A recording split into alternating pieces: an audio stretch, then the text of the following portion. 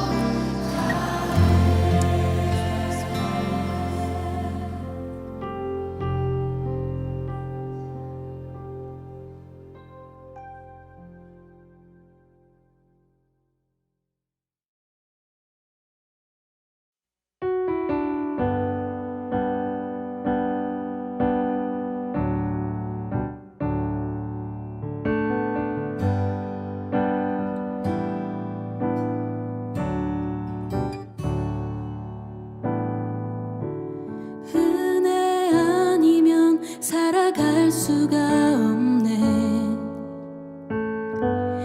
호흡마저도 다 주의 것이니 세상 평안과 위로 내게 없어도 예수, 오직 예수뿐이네.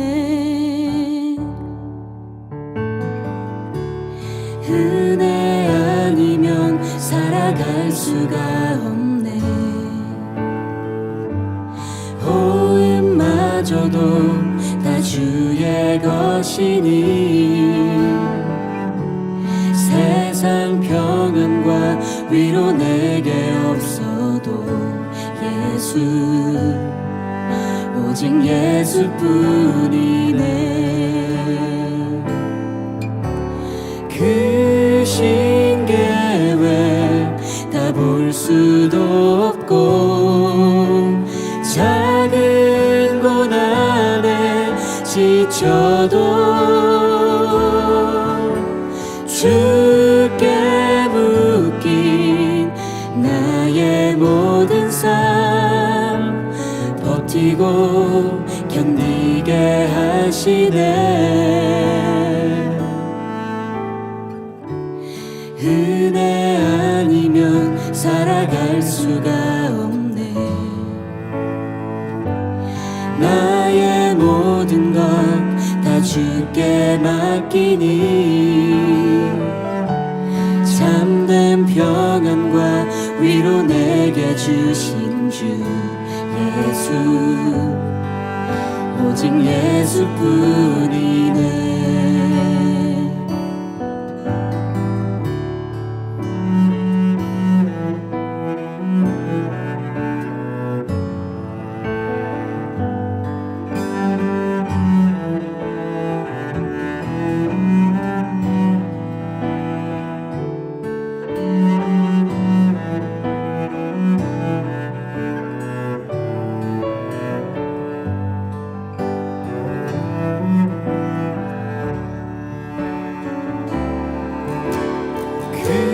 신계획 다 볼 수도 없고 작은 고난에 지쳐도 주께 묶인 나의 모든 삶 버티고 견디게 하시네. 그 신계획 다 볼 수도 없고 작은 고난에 지쳐도 주께 묶인 나의 모든 삶 버티고 견디게 하시네. 은혜 아니면 살아갈 수가 없네. 나의 모든 것 다 주께 맡기니 참된 평안과 위로 내게 주신 주 예수, 오직 예수뿐이네.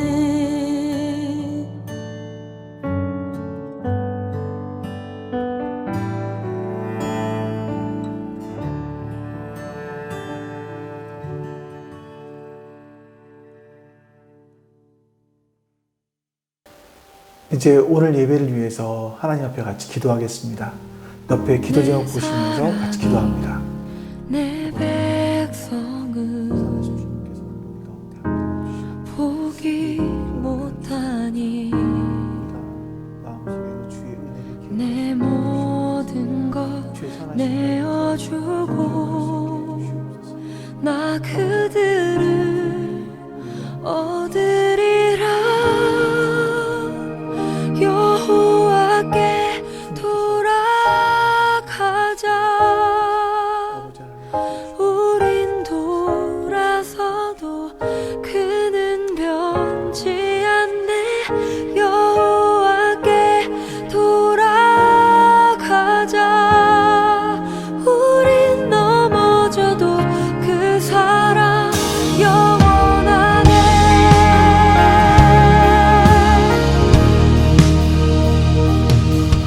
아버지 하나님 감사합니다.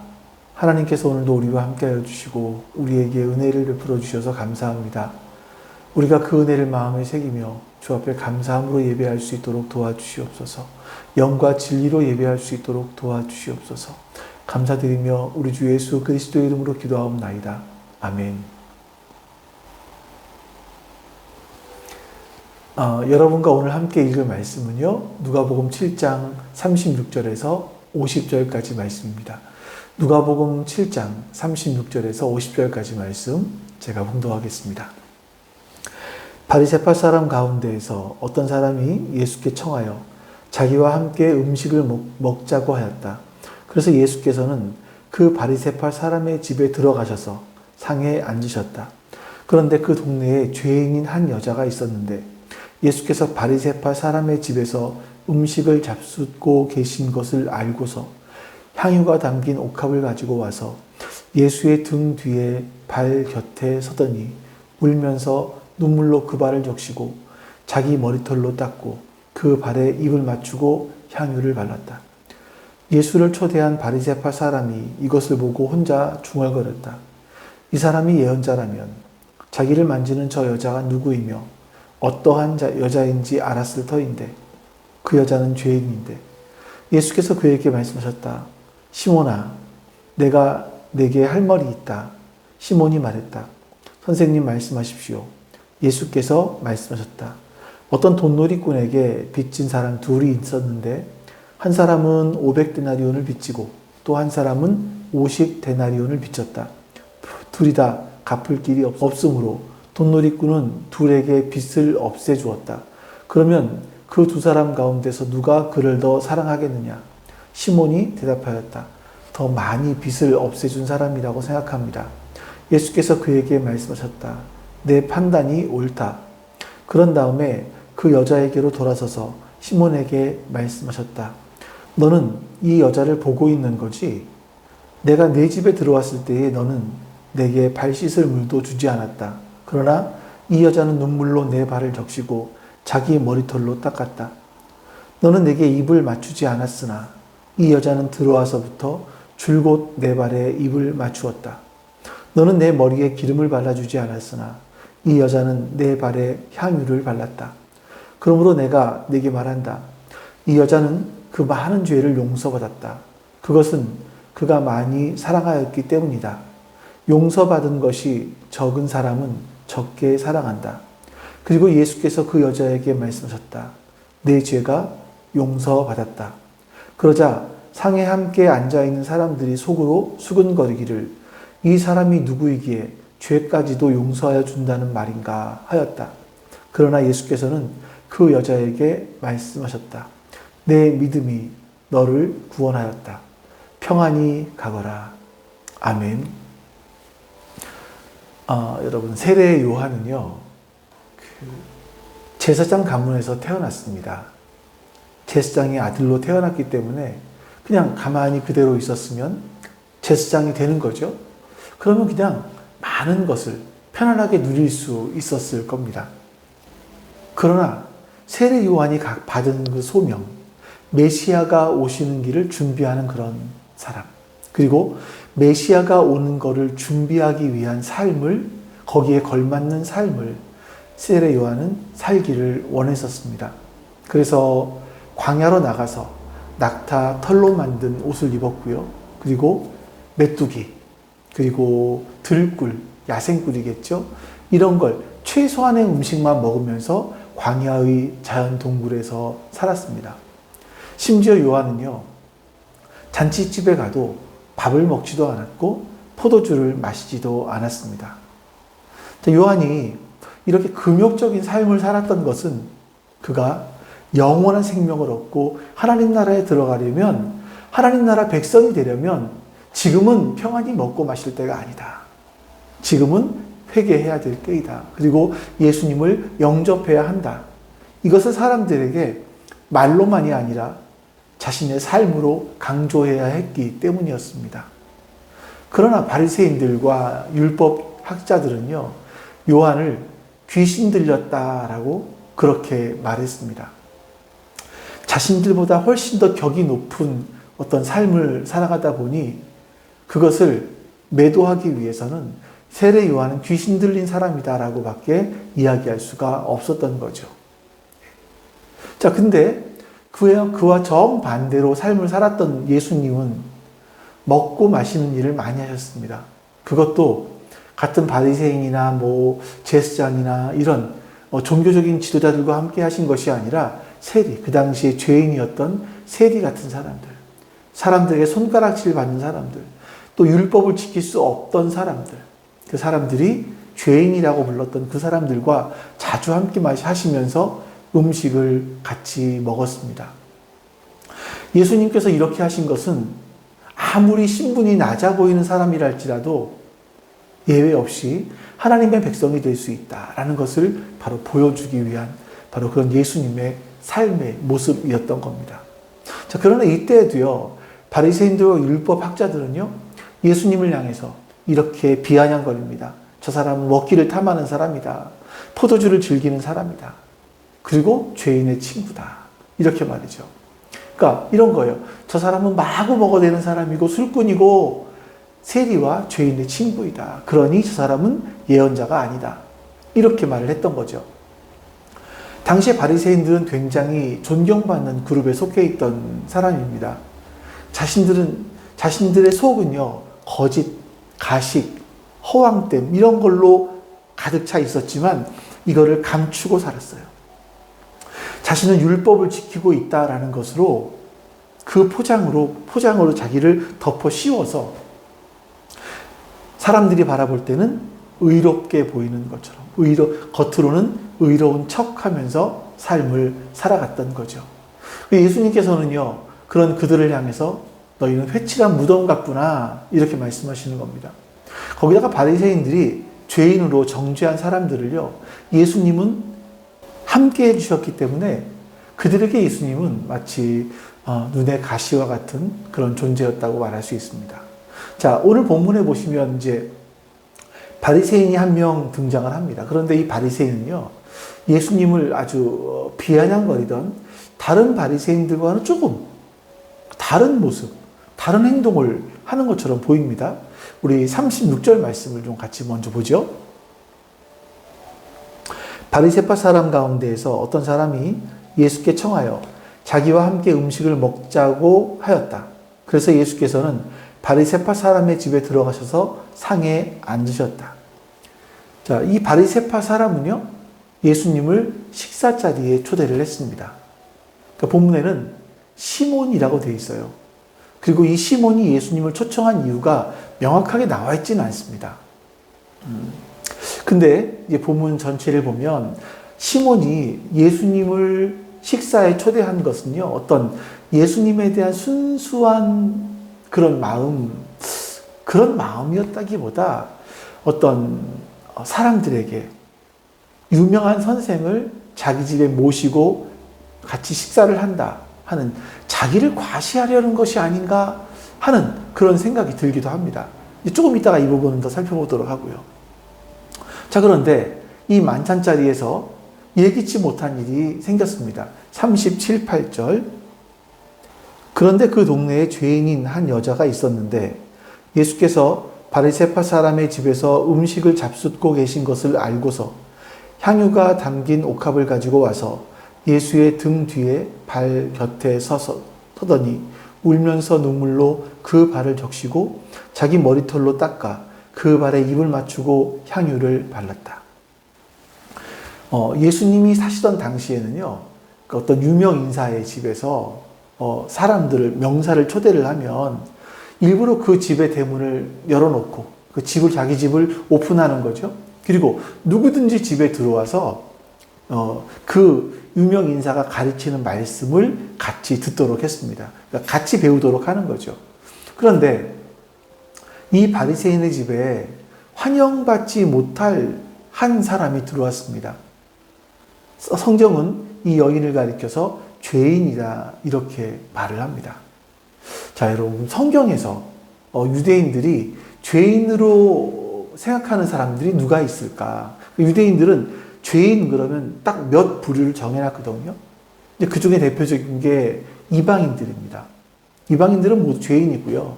그리고 세리, 뭐 강도, 술주정뱅이, 또 뭐 가죽, 가파치, 무두장이라고 하죠.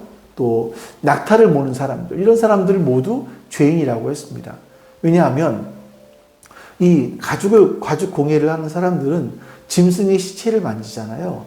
그래서 가죽을 벗겨야 되기 때문에 이 부정하다, 죄인이다 했고요. 낙타를 모는 사람 역시 낙타를 부정한 짐승으로 여기기 때문에 역시 부정하다, 이렇게 생각을 했었습니다.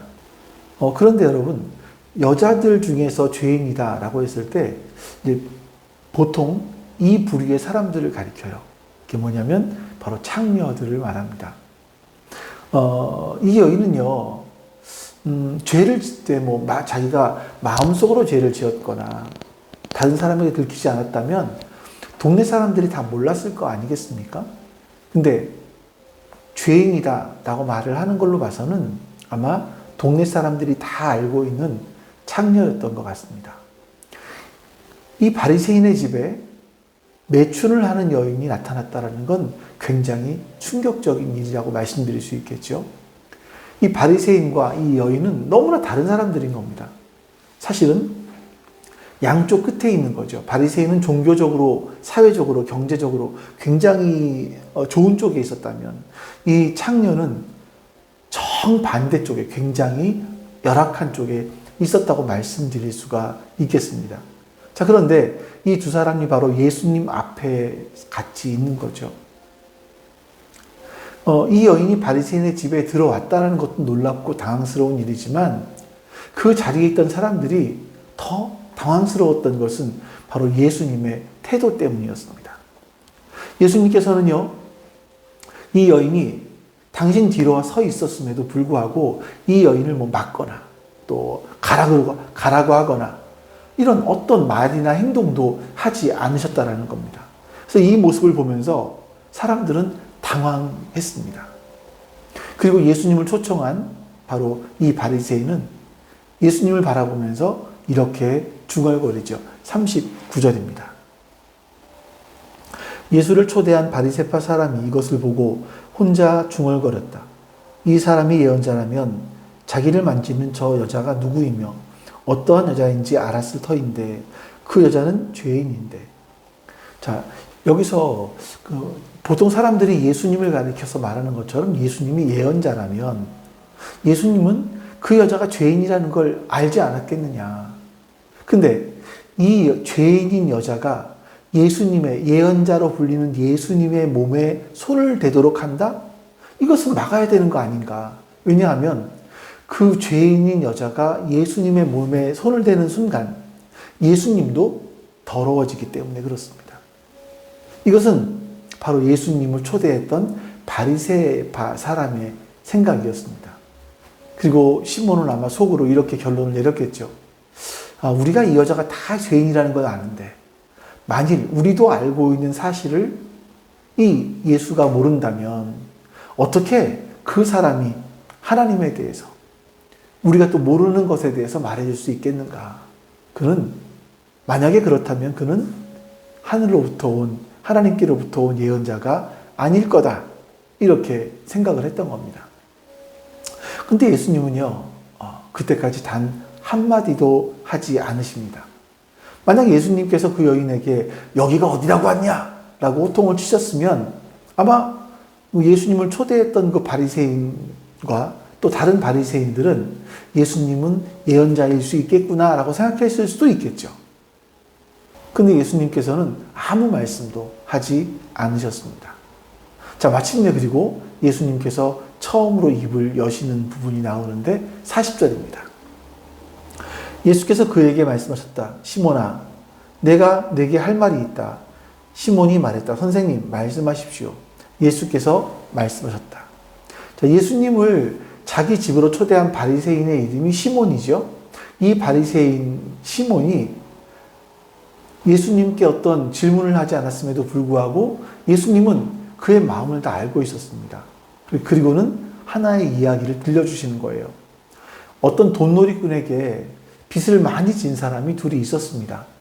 한 사람은 500데나리온, 또 한 사람은 50데나리온을 빚진 사람이었습니다. 그러니까 이게 한 데나리온이 종종 말씀드리지만 노동자 하루치의 임금이에요. 그러니까 지금 일용직으로 본다면 약 15만 원 되니까 세전 15만 원 되니까 50데나리온이 빚졌다라는 건 한 750만 원 빚진 거죠. 자, 근데 500데나리온을 빚진 사람은 7,500만 원을 빚진 겁니다. 근데 이 둘 다 빚을 갚을 능력이 전혀 없어요. 그 돈을 꾸어준 사람이 모두 갚지 않아도 된다. 내 빚을 탕감해 줄게.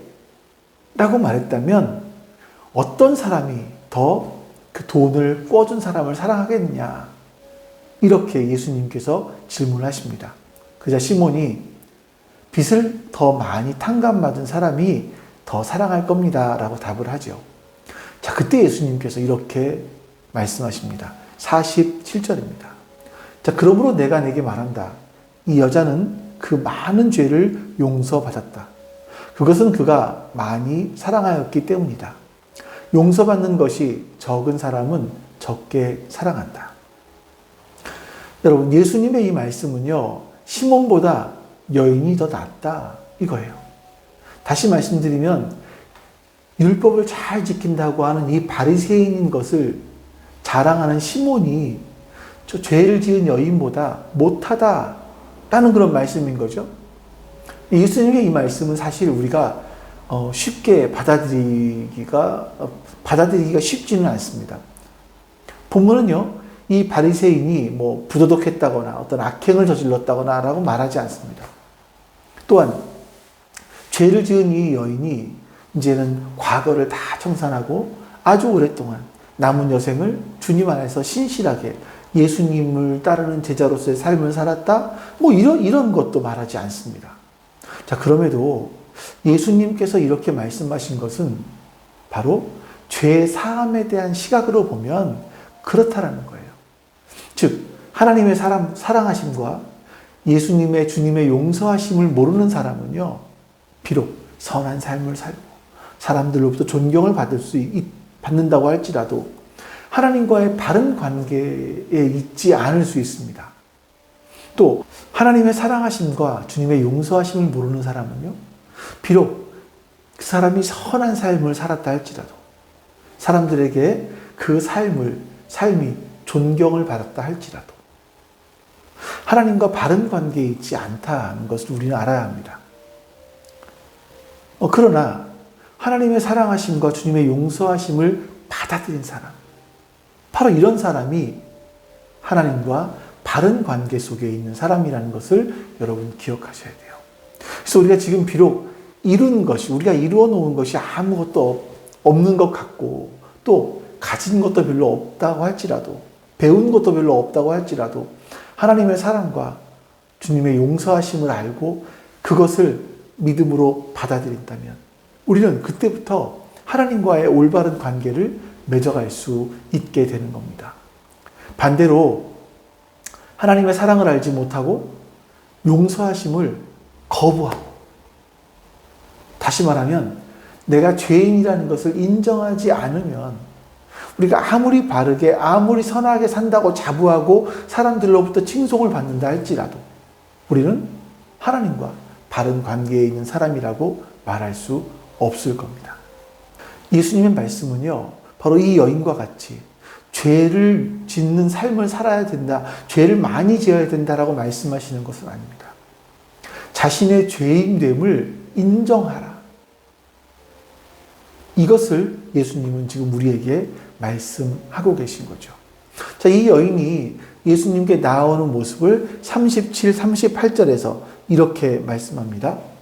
그런데 그 동네에 죄인인 한 여자가 있었는데 예수께서 바리새파 사람의 집에서 음식을 잡수고 계신 것을 알고서 향유가 담긴 옥합을 가지고 와서 예수의 등 뒤에 발 곁에 서더니 울면서 눈물로 그 발을 적시고 자기 머리털로 닦아 그 발에 입을 맞추고 향유를 발랐다. 예수님께서 이 바리새인 시몬의 집에 식사 초대를 받으시고 그 자리에 앉아 계셨습니다. 만약에 죄를 지은 여자가 매출을 하는 그런 거리의 여자였다면 그런 사람이 존경받는 바리새인의 집에 들어오는 것은 쉽지 않았을 거예요.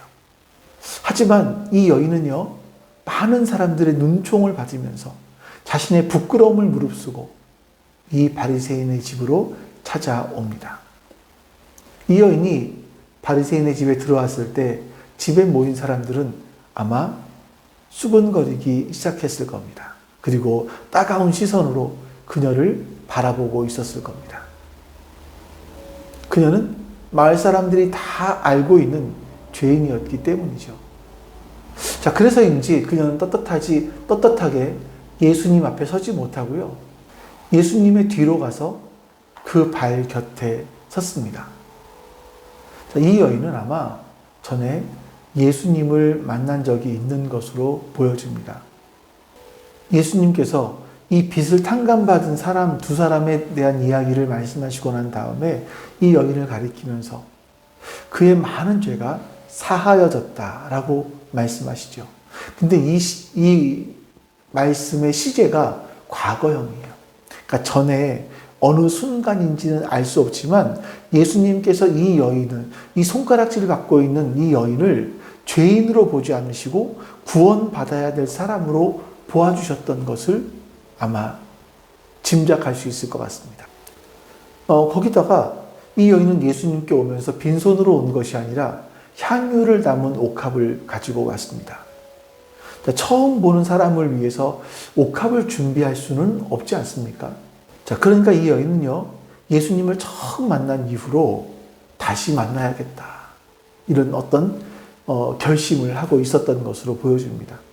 그래서 사람들에게 비난받을 것, 위협을 당할 것들을 무릅쓰고 바리새인의 집으로 용기를 내어서 들어갔던 거죠. 자, 사진에서 보시는 것처럼 유대인들은요, 음식을 앉아서 먹지 않고 거의 누워서 먹습니다. 보통은 이 왼쪽 팔로 기대는데 한참 있으면 아프잖아요. 그러니까 아프지 않도록 겨드랑이에다가 베개 같은 것을 넣습니다. 그리고 이제 오른손으로 식사를 하는 거죠. 다리는 이 그림에서 보시는 것처럼 다 뒤쪽에 두고 있습니다. 근데 이 여인이 처음에는요, 식사 분위기를 깨지 않으려고 예수님의 뒤로 간 거예요. 그 발 끝에 섰던 거죠. 근데 언제부터인가는 모르지만 여인의 눈에서는 눈물이 흐르고 있었습니다. 그리고 흐르는 눈물을 이 여인은 주체할 수가 없었어요. 걷잡을 수 없이 흘러내리는 그 눈물은 예수님의 발을 씻길 정도로 많았다라고 얘기하는 거죠. 그리고는 자신의 머리카락으로 예수님의 발을 닦아드렸습니다. 그 후에 자신이 가지고 온 향유를 그 발에 부어서 또 닦아드렸죠. 자, 여러분, 이 장면을 한번 머릿속으로 상상을 해보십시오. 굉장히 상징적인 의미가 그 안에 있습니다. 자, 이 여인은 예수님의 발 뒤에 엎드린 모습이에요. 한 사람이 다른 사람에게 엎드린다라는 것은요, 자기를 낮추는 것이기도 하고, 또 어떤 면에서는 굉장히 굴욕적인 의미가 있을 수도 있을 겁니다.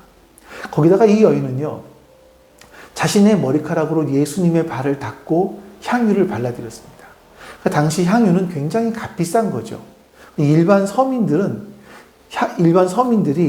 그 향유를 한 방울씩 한 방울씩 모으는 거예요. 요한복음 12장에 보면요, 마리아가 예수님께 부은 향유가 300데나리온 이상 된다. 이렇게 말하죠. 이건 1년 연봉보다 훨씬 더 높은 가격이라고 말할 수 있습니다. 고린도후서 11장에 보시면 이 긴 머리카락이 있으면 그 머리카락은 자신의 영광이다, 영광이 된다, 이렇게 바울이 말합니다. 지금 이 여인은요, 자신의 가장 영광스러운 부분을 사람의 가장 더럽고 냄새나는 그 부분에 갖다 대었을 뿐만 아니라 거기에다가 자신이 소유하고 있는 가장 소중한 것을 부었던 겁니다. 우리가 가장 영광스럽다고 생각하는 것과 가장 소중하다고 생각하는 것을 예수님의 발 아래에 둘 때 여러분, 우리의 인생은요, 의미가 있게 되는 겁니다. 그리고 그것이 우리에게 진정한 기쁨이 되는 겁니다. 자, 이런 모습을 이 집주인인 바리새파 사람 시몬이 보면서 이런 생각을 했습니다. 39절 말씀이에요. 예수를 초대한 바리새파 사람이 이것을 보고 혼자 중얼거렸다. 이 사람이 예언자라면 자기를 만지는 저 여자가 누구이며 어떠한 여자인지 알았을 터인데 그 여자는 죄인인데. 이 바리새파 사람 시몬은요, 이 여인을 그저 죄인인 여인으로만 보고 있었습니다. 무엇이 그 여인으로 하여금 그런 삶을 살게 했는지, 그에게 무슨 일이 일어났는지에 대해서는 생각하지 않는 거예요. 시몬은 다른 사람에 대해서는 그렇게 큰 관심이 없는 그런 사람이었던 것 같습니다. 그래서 예수님께서 탕감받은 두 사람의 이야기를 한 다음에 누가 더 사랑하겠느냐라고 물으신 거죠. 시몬은 그 여인이 죄가 많다는 것에만 초점을 두고 있었습니다. 그러나 예수님은 누가 더 많이 사랑하느냐의 문제로 초점을 옮기시는 거예요. 그래서 문제의 초점이 이 여인에게서 시몬에게로 바뀌게 됩니다. 그래서 예수님께서 몸을 여인에게로 돌리신 채 시몬에게 이렇게 말씀하십니다. 44에서 46절입니다. 그런 다음에 그 여자에게로 돌아서서 시몬에게 말씀하셨다. 너는 여자를 보고 있는 거지. 내가 내 집에 들어왔을 때에 너는 내게 발 씻을 물도 주지 않았다. 그러나 이 여자는 눈물로 내 발을 적시고 자기 머리털로 닦았다. 너는 내게 입을 맞추지 않았으나 이 여자는 들어와서부터 줄곧 내 발에 입을 맞추었다. 너는 내 머리에 기름을 발라주지 않았으나 이 여자는 내 발에 향유를 발랐다. 당시 유대인들은요, 자신이 초대한 사람이 자기의 집 방문하게 되면 환영의 표시로 입을 맞춥니다. 그리고 자신의 종을 통해서 그 손님의 발을 씻겨 드리는 거죠. 원래 유대라는 곳은 건조한 지역이다 보니까요, 샌들을 신고 다녔습니다. 그래서 발이 사실은 항상 더러웠죠. 근데 집주인은 손님이 오면 종에게 물을 가지고 오라고 하고 이 발을 씻겨 주었던 겁니다. 설령 발을 씻겨 주지 않는다 할지라도 최소한 물은 가져다 주었습니다. 그리고 음식 먹기 전에 주인은 방문한 손님이 아주 존귀한 분이라는 의미로 머리에 기름을 발라 주었습니다. 그러니까 시편에 이런 다윗의 시편에 이런 말씀이 있잖아요. 주님께서 내 원수의 목전에서 상을 차려주시고 내 머리에 기름을 발라주셨다. 부으셨다. 내 잔이 넘칩니다. 이렇게 고백하지 않습니까? 이게 하나님께서 자신을 그렇게 존귀하게 여겨주시고 그런 귀한 대접을 해주신다라는 그런 의미가 그 안에 포함되어 있는 거겠죠. 자, 이 바리새인 시몬은요, 이 중에서 단 한 가지도 하지 않았습니다. 그런 예수님을 존경해서 식사 자리에 초대한 것도 아니고요, 예수님 말씀을 듣기 위해서 예수님을 초대한 것도 아니었습니다. 그 바리새인은요, 아주 깊은 고민을 가지고 밤에 은밀하게 예수님을 찾아온 니고데모와 다른 모습으로 예수님을 만난 거죠. 이 바리새인은 예수님께 질문한 것도 없습니다. 그럼 예수님께 하고 싶었던 질문이 없었던 거죠. 자, 그러면서 예수님을 초대한 것은요, 그 사람은요, 다른 사람이 나를 어떻게 볼까, 여기에 관심이 많았던 사람인 것 같아요. 우리가 선한 일을 하다 보면요, 사람들의 관심을 받을 때가 있습니다. 자, 그런데 이게 그 한 번이 지나고 두 번이 지나다 보면 때로는 주객이 전도가 되는 경우가 있죠. 사람들에게 관심을 받아서, 관심을 받기 위해서 선한 일을 하는 경우가 발생할 수 있습니다. 이건 여러분, 자기 이기적인 행위예요. 자기 의가 되는 겁니다. 이게 문제인 것 같아요. 무디 바이블 인스티튜트의 학장이었던 조셉 스토엘 목사가 이런 말을 합니다. 제가 잠깐만 한번 읽어드리도록 하겠습니다. 섬김에 관한 설교를 한 뒤에 있었던 회의에서 나는 교인들에게 커피를 따라주었다. 그런데 한 전도사가 여러분, 목사님께서 섬기는 자의 마음을 가지셨습니다. 라고 말했다. 그런 말을 들으니 나는 기분이 좋았다. 다음 회의에서도 나는 다시 커피를 따라주었다. 그러나 이번에는 이유가 달랐다. 내 마음 한구석에서는 내가 섬기고 있는 것을 교인들이 알아주기를 바라는 마음이 있었던 것이다. 이것은 다른 사람을 섬기는 것이 아니라 바로 나 자신을 섬기는 것이었다. 여러분, 내가 선하다고 생각을 하면 할수록요, 나만큼 선하지 않은 사람들에 대해서 판단을 해요. 그러니까 바리새인의 기도가 있지 않습니까? 주님, 내가 누구와 같지 않음에 감사드립니다. 누구 같지 않음에 감사드립니다. 이런 오만함을 보여줄 수 있다는 겁니다. 우리가 선해지려고 하는 그 노력 때문에 사실은요, 자신이 선한 사람인 줄 알아요. 그래서 내 안에 있는 이 근본적인 실체를 바라보지 못합니다. 그냥 나는 선하게 살고 있기 때문에, 뭐 남에게 해코지도 하지 않았기 때문에 나는 괜찮은 그리스도인이야. 이런 생각을 하는 거죠. 그러면서 나는 괜찮은 그리스도인이기 때문에 하나님에 대해서 마음 깊이서 우러나오는 감사가 점점 메말라가는 겁니다. 바리새인은요, 겉으로 선하면 선해질수록 속은 더 나빠졌습니다. 예수님께서 이것을 보셨기 때문에 너희들은 마치 회칠한 무덤 같다라고 말씀하시는 거예요. 그러니까 사람들에게 잘 보이기 위해서 겉에는 회칠을 했지만, 하얗게 이쁘게 칠을 했지만 사실 그 안에는 시체가 있고 그 시체에 썩은 냄새가 나는 거거든요. 아무리 겉에 회칠을 해놓아도 속 안에 있는 시체의 썩은 냄새는 없앨 수 없는 겁니다. 우리 자신을 솔직히 들여다보면 우리 마음에 들어와 있는 아주 많은 시몬들이 있을 수 있어요. 우리는 선한 사람, 시몬이라고 생각하고 있기 때문에 우리 안에 있는 그 창녀적인 존재를 보지 못해요. 인정하지 않습니다. 이것이 바로 여러분들이 예수님을 믿고 살아가면서 가지는 가장 큰 장애라는 것을 여러분들이 먼저 인정하셔야 됩니다. 신앙이 뭡니까?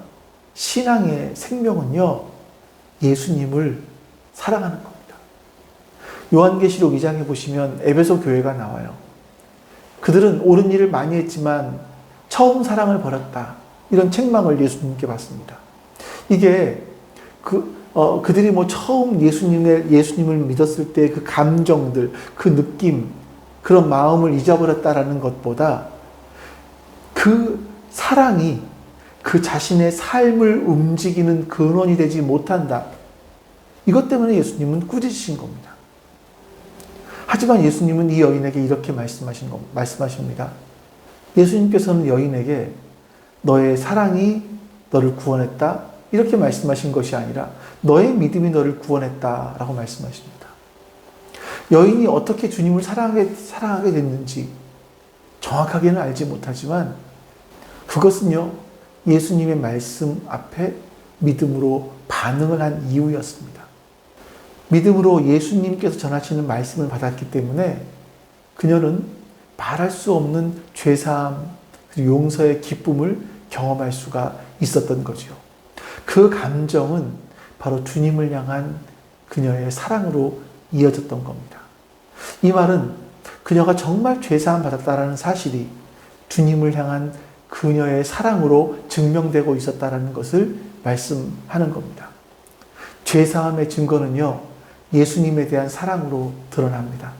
그 사랑의 감정은요, 남들의 시선을 아랑곳하지 않을 만큼, 창피한 것을 무릅쓸 만큼 이 억제할 수 없는 것인 것 같아요. 그래서 그녀는 집안에 둔 가장 값진 보물인 향유가 들어있는 옥합을 가지고 와서 시몬의 집을 향했던 겁니다. 예수님께 대한 사랑은요, 참 믿음이 가져오는 열매일 뿐입니다. 여러분에게 바로 이 예수님에 대한 사랑이 있다고 느껴지십니까? 아니면 없다고 느껴지십니까? 여러분의 믿음을 점검해 보셔야 합니다. 우리 주 예수 그리스도의 은혜로 우리가 죄사함과 용서와 용납의 은혜를 받았다면, 그 감사함이 우리의 마음속에 있다면 우리는 주님을 사랑하게 될 겁니다. 마음속 깊은 곳에서부터 주님에 대한 애절한 감사, 그 사랑이 흘러 넘치게 될 것입니다. 이 시간 우리 같이 주기도문으로 기도하겠습니다.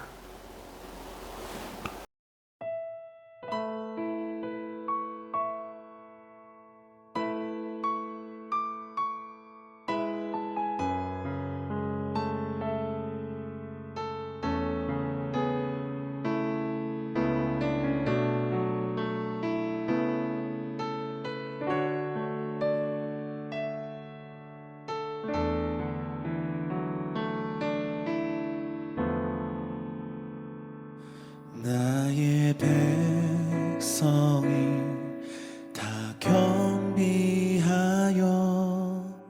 내게 기도하며 나의 얼굴을 구하여서 그 악한 길 떠나며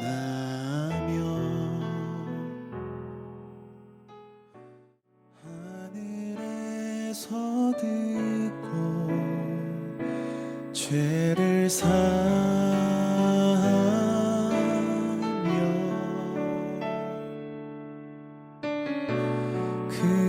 그들의 땅을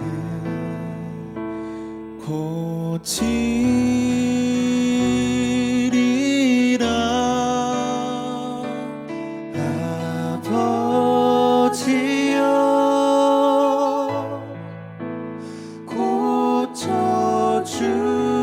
고쳐주소서.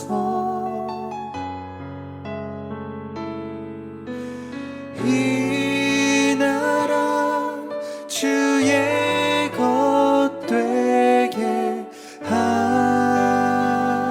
하소서. 주 하나님 간절히 기도하오니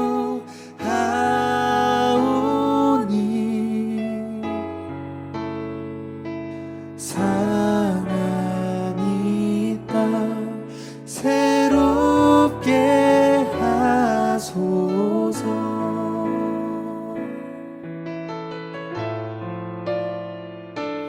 무릎 꿇고 다 경비하여 주께 기도하리. 주의 얼굴을 구하여서 그 악한 길 떠나리.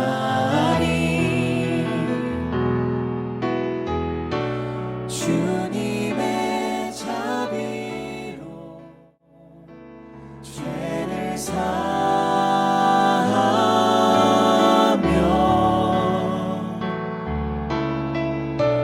주님의 자비로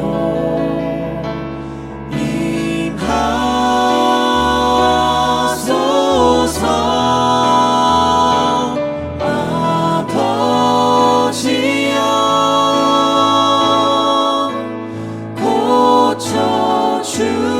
고쳐주소서. 이 나라 주의 것 되게 하소서.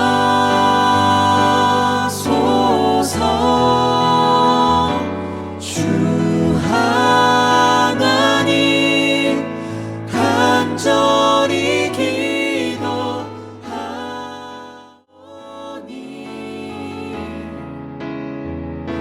상한 이 땅 새롭게 하소서.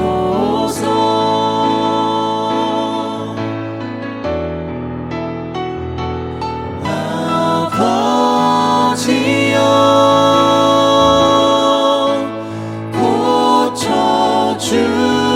고쳐주소서.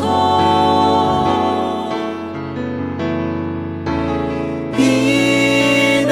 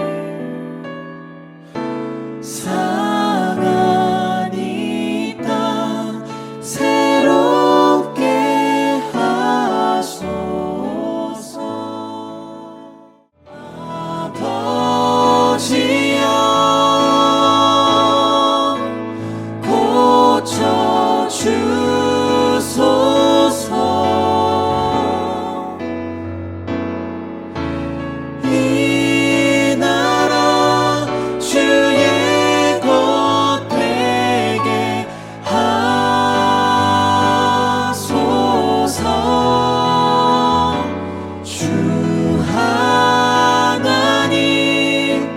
간절히 기도하오니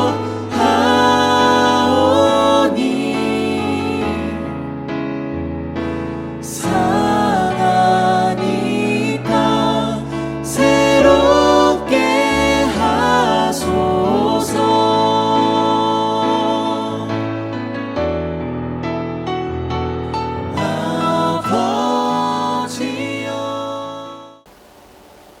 아버지 하나님 감사합니다. 오늘도 우리를 불러주시고 주 앞에 예배하는 자로 있게 해주시니 감사합니다.